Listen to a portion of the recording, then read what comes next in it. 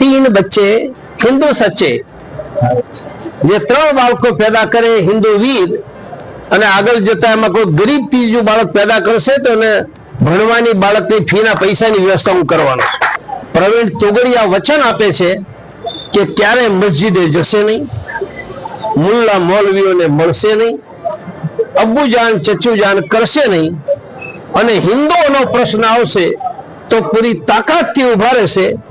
બાકી સંગઠનો જે કરવું હોય એ કરવાનું સ્વાતંત્ર્ય છે, એ આપણા જ છે, એટલે હું કોઈની ટીકા નહીં કરું। तीन बच्चे हिंदू सच्चे જે ત્રણ બાળકો પેદા કરે હિન્દુ વીર અને આગળ જતા એમાં કોઈ ગરીબ ત્રીજું બાળક પેદા કરશે તો એને ભણવાની બાળકની ફીના પૈસાની વ્યવસ્થા હું કરવાનો છું। પ્રવીણ તોગડિયા વચન આપે છે કે ક્યારે મસ્જિદે જશે નહીં, મુલ્લા મૌલવીઓને મળશે નહીં, અબ્બુજાન ચચ્ચુજાન કરશે નહીં અને હિન્દુઓનો પ્રશ્ન આવશે તો પૂરી તાકાતથી ઉભા રહેશે।